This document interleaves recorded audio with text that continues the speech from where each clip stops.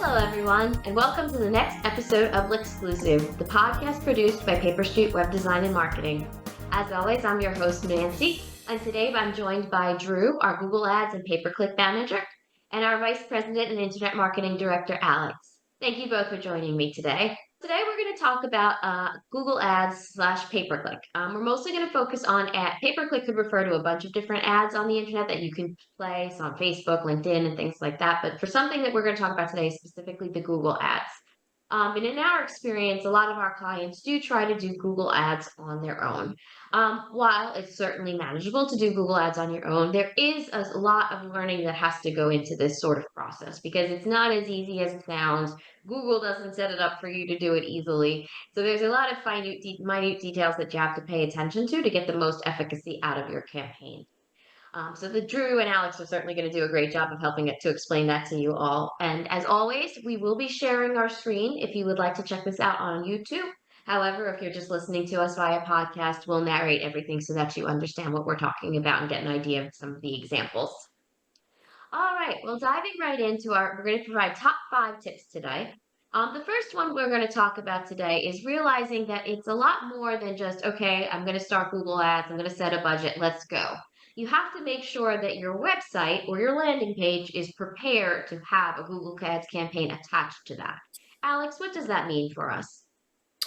Well, yeah, I mean, what it really, one of the things that we stress is not necessarily just like the landing page itself and having a page that is kind of designated to that, because I guess the point being is if you have a website that is a good quality website, very well designed, the principal points of what you want to have, which we're going to go over, what you want to have on a website itself, from a conversion factor. If you have all of those things, then it doesn't necessarily need or mandate that you do a specific landing page. As a matter of fact, one of the things that Google looks at and all search engines look at is the quality score, how valued the website is and the page that you're leading people to. So if it's kind of a temporary page and not necessarily something that is inherently baked in to be part of the website itself, then it doesn't produce as much of a value as maybe a really good website and the page that you're what we call like a destination landing page, a page within the site itself that you're actually pointing people to. So let me go ahead and show some examples for some of our clients that have active campaigns, and I'll talk about without being ambiguous, just kind of in my explanation, I can actually show you some case in point examples of the things that we might want to look at that are high conversion factor items that, allow people when they click on that ad and it then goes and leads them to this respective page, it helps them, kind of prompt a conversion, if you will, helps them engage in the website itself. So, and for those that are just listening in, I'll kind of explain everything, as opposed to just, saying things like, look at this. But as you can see here with this website, not only do we have a nice, very clear indication of who the firm is, top left-hand side logo indication, but there's a clear understanding and immediate presence of all the different and multiple practice areas on the top right-hand side of what they do. You can see very clearly the page that you're landing on and what you actually might have, if it matches up to what, is referred to as the user intent. You clicked on that ad, you want to see a page about that, said item. Over here, next to the body content of the website itself, you then have tons of calls to action. So be it a phone call, which on a mobile device, and that's another important point, not to backtrack, but maybe on something where we see designated landing pages, like in other words, specific landing pages that are set up, the mobile responsiveness to them might not be as good, I guess is the word, quality as what we want to see on like an actual core website. So these principal points that I'm discussing here definitely work on both the desktop as well as on the mobile. and tablet, fully responsive. But over here on the top right hand side, you have a phone number that is easily, identified. So on a mobile device, you can click to call. If you're on a desktop or even just using your mobile device, you can actually type it in the call. Contact form submissions as well. And then not only imagery that pertains, but as we scroll here, and some other examples that I will show too, there can also be video that is obviously baked into any sort of page too. And then on the bottom left here, you can actually see that there's a chat feature. So there is pretty much every way, be it someone, an extrovert that would be willing to pick up the phone, or an introvert that might just want to fill out a contact form. All of those items are very accessible and very clear. And let me just give you one more example very quickly, and without running through it all, everybody will be able to see and understand the same principal points. Again, for those that are just listening, logo on the top left, very clear phone number on the top right, all of the information from the menu level that's easily accessible, and then again video right, dead center, as well as contact form information, and easy ways to get in touch with the firm to help prompt a conversion. These are all kind of the principal points that we want to be looking at on a landing page, and why they're so important, and how it's inherently something that needs to be baked into the website overall. Because again, as part of the website itself, this then also helps improve the quality score, and those ads having reason to show. Absolutely. A lot of times we tell our clients that even before you start to design your Google Ads campaign, things like that, make sure your website has these features, or you're going to have something that's going to have all that, because an ad that goes to nothing is just going to go nowhere, and the investment just won't be there. All Precisely. right, thank you for that, Alex. So Yeah. then another start that, people are very quick to dive in with their Google Ads, but the important thing is you really have to understand what ad is going to work. And in terms of a law firm, not necessarily every ad type is going to have the most effect. Drew, can you outline what we consider for that kind of information? For pretty much anyone, and it's particularly for any law firms, the best kind of ads are always going to be like search ads.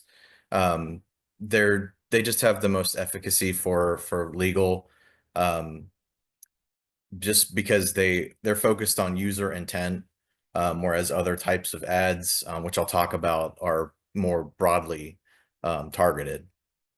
The downside is that search ads are also the most expensive, so you may have to support those with other types of ads. So, for example, like a display ad, I mean, that would be something that you would use as potentially a support. You wouldn't want to base your entire campaign off of just display ads. Because they just show on other websites. They can be targeted, but they can't be as highly targeted as search ads. And let me share my screen so I can show an example of what a search ad kind of looks like. So what I'm sharing now is the actual back end of Google. This is a PaperStreet ad. As you can see, you have the company name, logo, headline, copy, phone number, address if the user is close enough, and then you have the final URL, which goes back to the landing page. In terms of that, you should always choose something that is relevant to whatever your topic is. If you're a law firm and your ad is for divorce, you want to go to a divorce landing page, whether that's a created landing page or whether that's a practice area page on your website. The more relevant to what the person is searching for and what you're advertising for, the better. And then you have your headlines. Google has kind of made A/B testing a little bit less important, in that the way they have the responsive display ads now, where you can just have 15 different combinations of headlines and 4 different combinations of descriptions. The biggest thing for A/B testing in terms of ad copy is more testing of pages, like landing pages and things like that. Since there's so much copy that you can have in the ads, that testing copy against itself is not really as big a factor anymore. But yeah, this is the search ad, and then As far as display and remarketing is a type of display ad, and that's when somebody's gone to your website, the cookies track them, and then they see your ad later on to try and convince them to come back and perform an action. So this is what our remarketing ads and display ads look like on this display, this preview tool. And again, for remarketing and display, like these are more support. You can't really have your entire campaign be the basis of like what you're trying to advertise. So in other words, remarketing is an add-on as much more so than should be the basis of your whole complaint campaign. Correct. And in some cases, remarketing is not even like possible for certain types of law, just because of Google's restrictions on certain factors, like especially for criminal and personal injury and for family, like which, that's the three biggest ones. The Google can flag those as like not being allowed for remarketing. So you never want to base your entire like marketing strategy on remarketing because there's a chance Google may shut it down. The best use case for display is branding. It's definitely like a way to get your name out there and just get as much like exposure as possible. It's essentially a digital billboard. Correct. Well, moving on then, Drew. Okay, let's say we have their good website, they know what they're going to link their ads to, they've decided which ads to use, and they're in the process of setting it up. A common mistake that we see is a lot of times our attorneys go too broad with their campaign or they don't set certain parameters up. So if they do this on their own, they get very frustrated and then they say, well, it didn't bring in what I wanted, or I spent all my budget too quickly. And we realize that part of the problem is going too broad. So how can we tell our attorneys or our business owners to fine tune their campaigns a bit better? What are some of those top tips? Yeah, I mean, the best tip I have is know who your client is. Google will likely have some form of targeting that you can use to narrow it down to get your most ideal client, whether that be through their audience targeting, which has a lot of different like things based around intent or what they're interested in or who they are like demographically, whether they have like, for example, for a family lawyer, if somebody who has children is a category in there. So, that will be targeted for, people you look for child custody cases or child support cases. Location is a big one. There may be areas where you don't want to get like clients from, and we see that a lot, or areas where you do want to get clients from. And then the other demographics, such as like age and income level, there are certain types of law where, there's you just your services are more expensive, and that, so you need to target higher income levels or remove lower income levels because they're not going to be able to afford your services. So I mean, those are a few of the key examples of ways you can target to fine tune the audience there. Yeah, and I think to chime in with that as well, one of the things that we talk about quite a bit, like to Drew's point, is I use analogies all the time as those that know me or have listened to previous. I always do, and it's probably somewhat of a crass analogy, but I always say that, we're in a war with your competitors and, just kind of like the principles of war. SEO is kind of similar to the carpet bombing approach where you're hitting anything and everyone, sort of thing, where pay-per-click is surgically striking. And that's the beauty of it. I mean, that's the thing that we like. And to Drew's point, it can hone in on, area codes, zip codes, demographic, all the items that Drew mentioned without repeating anything, but it's so much more precise that, the more that who that most lucrative client is, that's who you can then specifically target. It then makes it more financially worth it. Because, again, to not overstate the obvious, you're getting that ROI based on the amount of clicks that you get for the people that are coming in that will then hopefully turn into the clients that you want to have. And that's what I tell our clients a lot when they're considering pay-per-click. I'm like, because a lot of people are just like, oh, I don't want to waste my budget, things like that. It's like, well, pay-per-click is really great when you know who's hiring you. Sometimes personal injury lawyers, anybody could be in a car accident. So, that may not be as broad, but If you're doing elderly law or you're doing family law, as Drew pointed out, there's always a way to make sure with pay-per-click that you're a better mindset of who you're reaching. So sometimes the best combination is to do SEO and pay-per-click, because when you're doing SEO, you kind of catch that wide net. But then if you have something specific that's like the bread and butter of your firm or the one you need the most help in getting those clients, it's a great option to combine those two. All right, so let's say you know your audience. Drew, the next step, setting up those all important keywords that reach those audience members. How do we go ahead and suggest some tips for that? Yeah, I mean, the first step is going to be research. I mean, you know what you want to get cases for, so you put in the research on that, and just make sure make sure there's volume.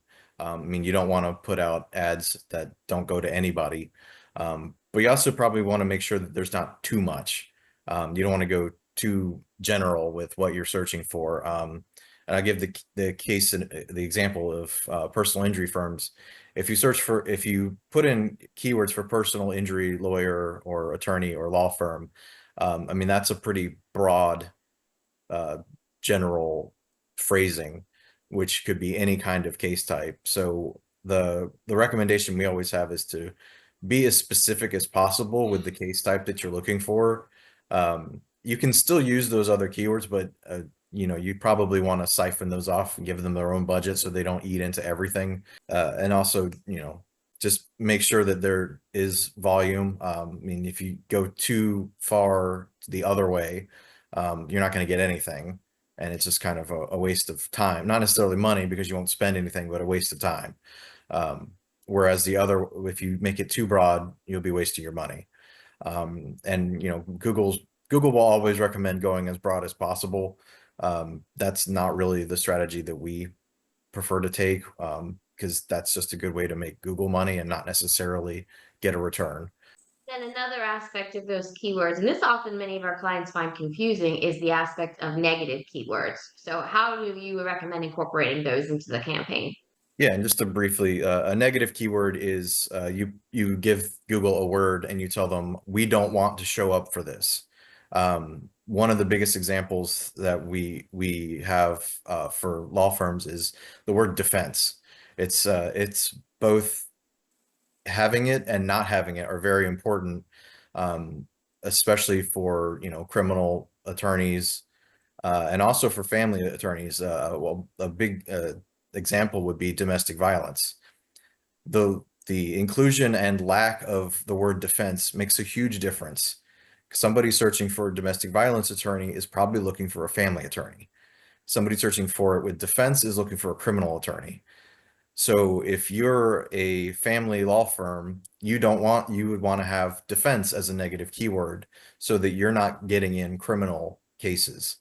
I mean, and that's one of the biggest things. Like, negative keywords is probably one, if not the most important aspect of optimizing a campaign, because filtering out all the things you don't want is tantamount to getting the most quality leads you possibly can. And it would seem that sometimes I think, if somebody's doing this themselves, maybe starting out with more negative keywords as opposed to less is better, because I would imagine that you run the risk of getting the ads reaching the wrong person if you're too broad. So start narrow, and then if you see too little clicks, add more. Is that correct? Yeah, I mean, we have a set list of negative keywords we add to every single account. But they're pretty general, like things like people searching for reviews, and things like that. Like, that's definitely something we always start with.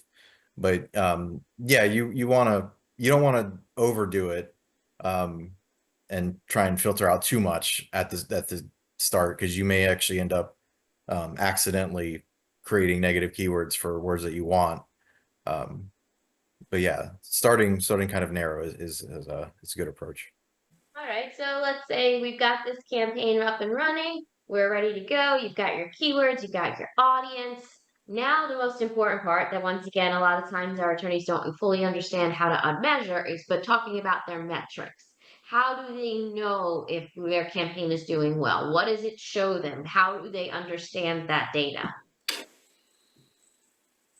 Yep. And I'm going to share my screen again.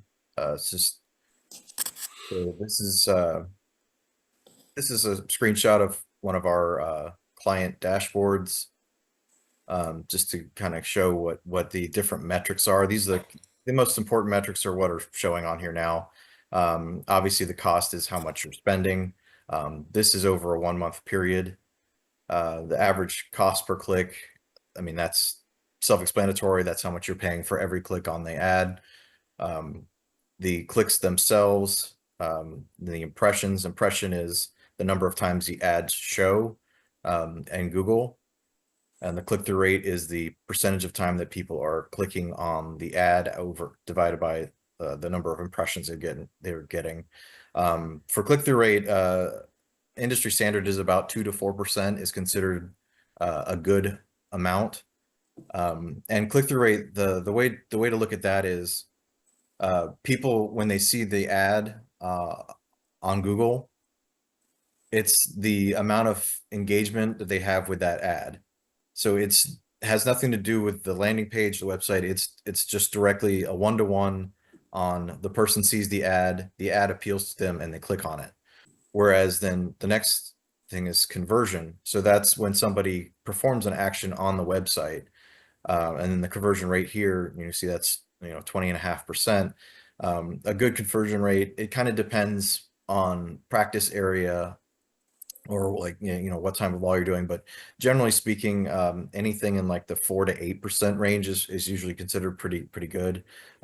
This particular client was personal injury, so we say like 5 to 10, 5 to 15% even. That would be considered good for that, and that speaks more to the whole experience. So not only have they engaged with the ad, if the ad is relevant to them, they've gotten to the website. As Alex pointed out, there are plenty of ways for them to perform an action that you want on the website, and they've engaged with the website enough at this point that they're going to do something. They've seen enough. They want to reach out. And then the final metric is the cost per conversion. So that's basically how much you're paying for every one of these people who performed an action on the website.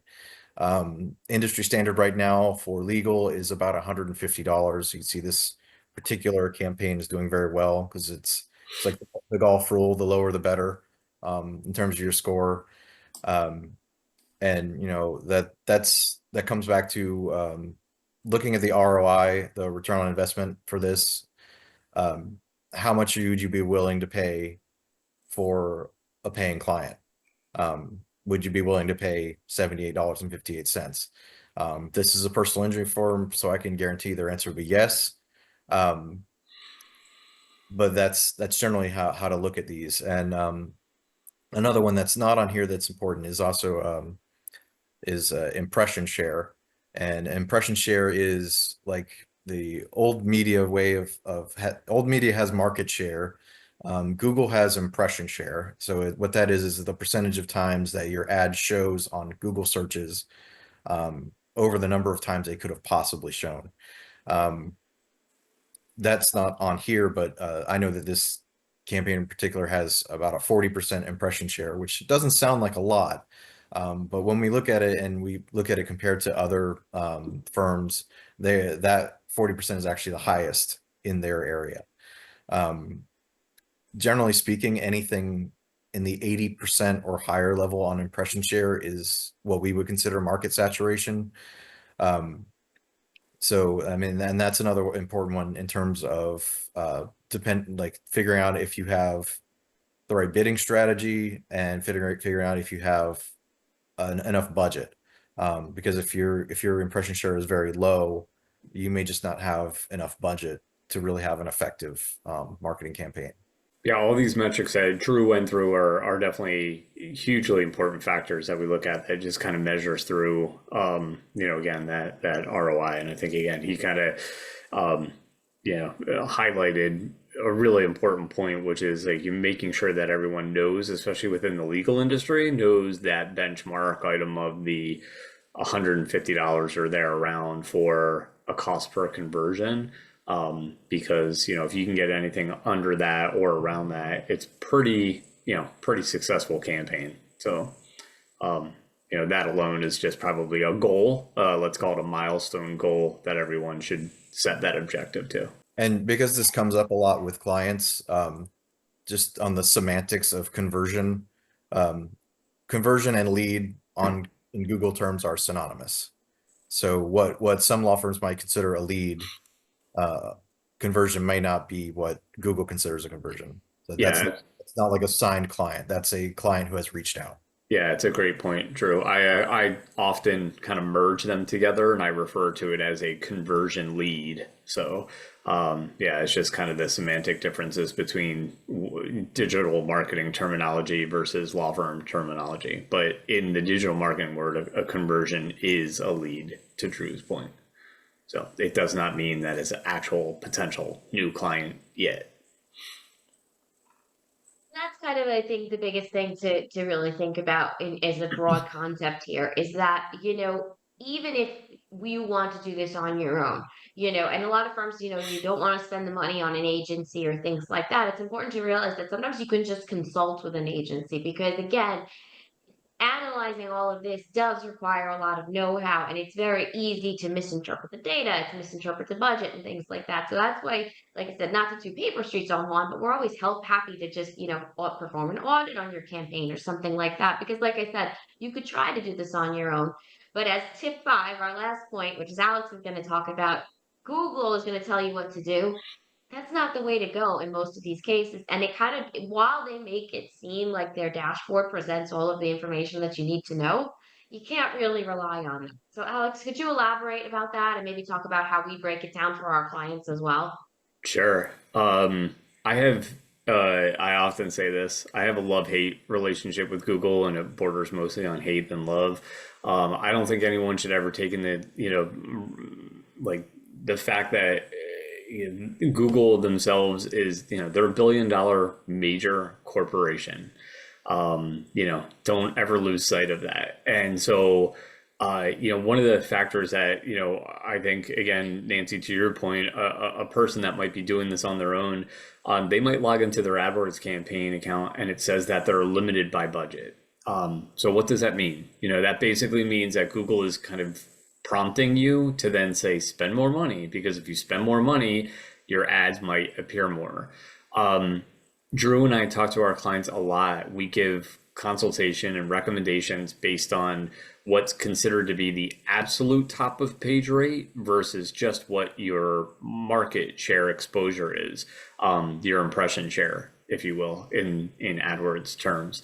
And that's a very fine line. There's a lot of times where Google might then say, hey, get your ads to display more, be number one, like everybody wants to be number one, right?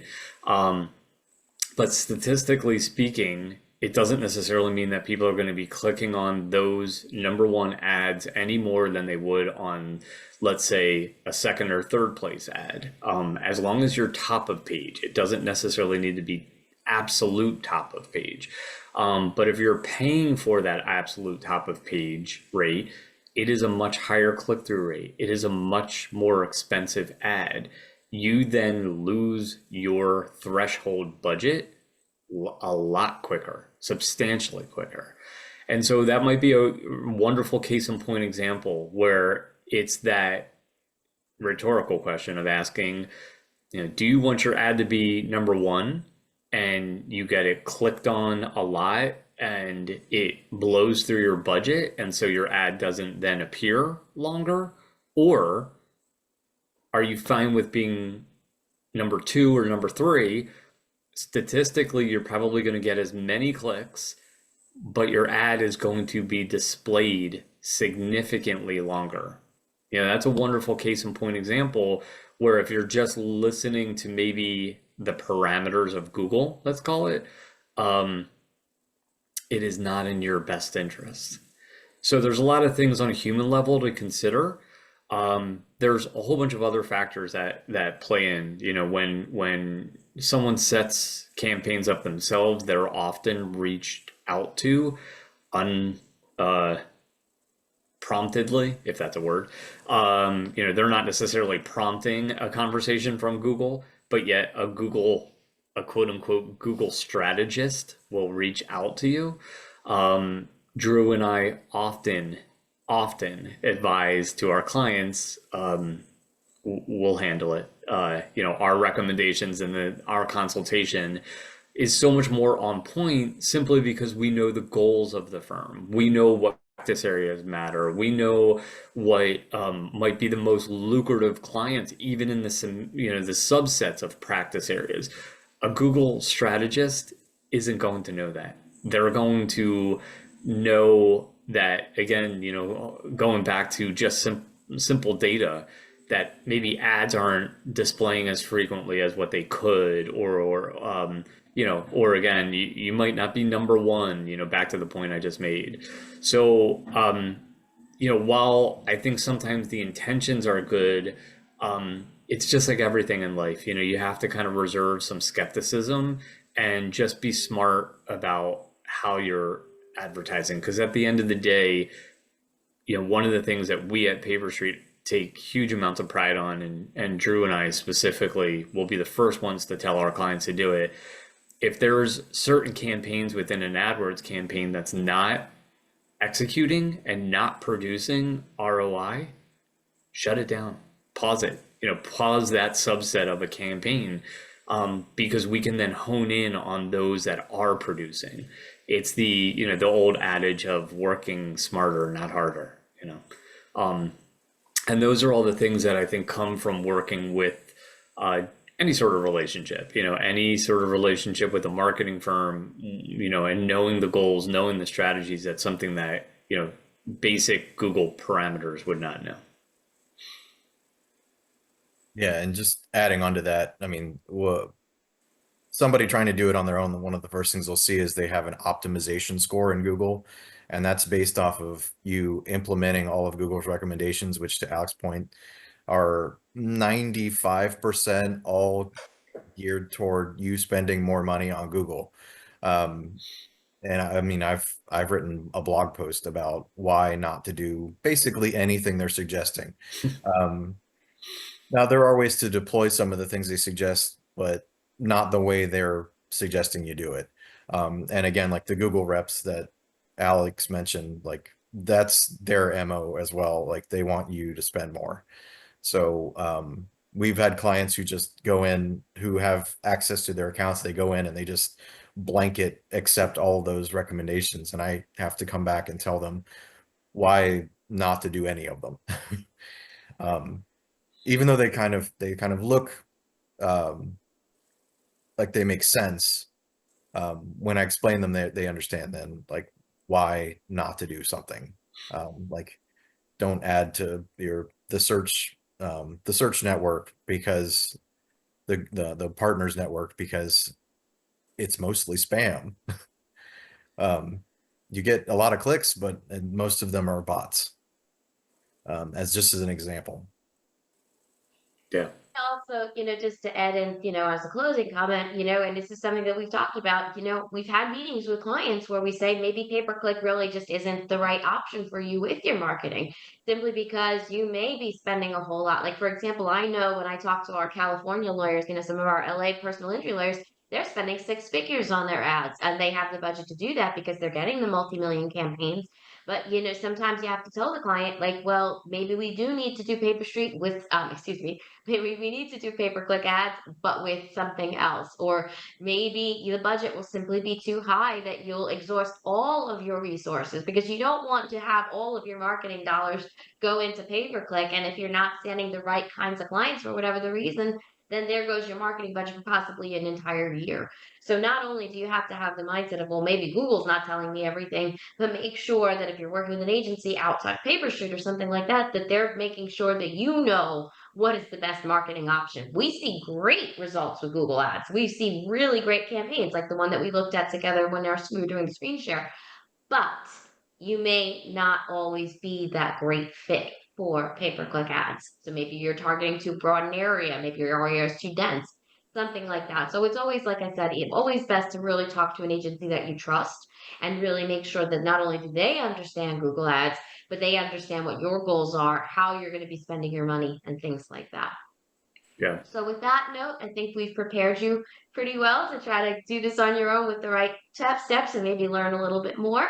So Alex, Drew, thank you for enlightening our clients, and even me too, because pay-per-click is not always my area of expertise. So thank you everybody to listening. Until next time, have a great one. Bye Thank you. everyone.